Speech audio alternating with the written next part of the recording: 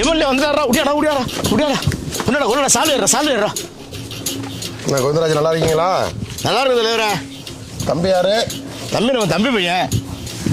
தலைவரே உங்களை பார்த்து ரொம்ப வருஷம் ஆகிட்டு. நம்ம தெருவில் ரோடும் போடலை, தண்ணியும் வரலை, லைட்டும் எரிய மாட்டேங்குது. பார்த்து ஏதாவது பண்ணி கொடுங்க தலைவரே.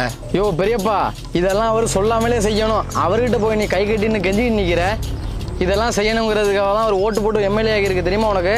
தம்பி, நம்ம தொகுதிக்கு நான் எதுவும் செய்யலைனாலும் உங்க பெரியப்பா கேட்கவும் முடியாது, கேட்கவும் கூடாது.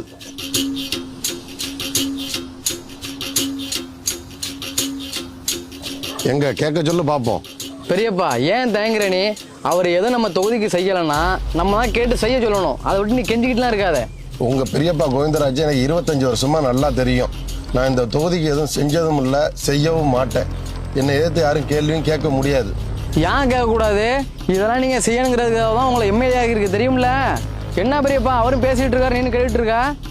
சும்மா அதெல்லாம் கேட்க முடியாதுடா.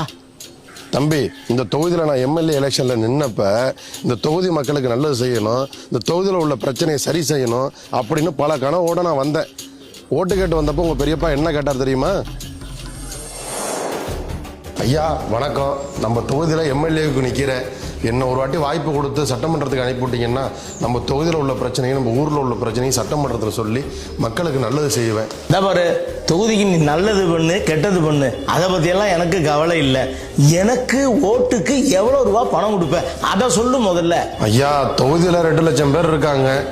ஒரு ஓட்டுக்கு 1000 ரூபான்னு கொடுத்தா கூட 20 கோடி ரூபாய் செலவாகுது. யோ என்னையா காசு செலவு பண்ணாம ஜெயிக்கலான்னு பாக்குறியா? நான் மட்டும் இல்லையா, இந்த ஊர்ல ஒருத்தன் கூட நீ காசு கொடுக்கலன்னா ஒரு ஓட்டு உனக்கு போட மாட்டேயா.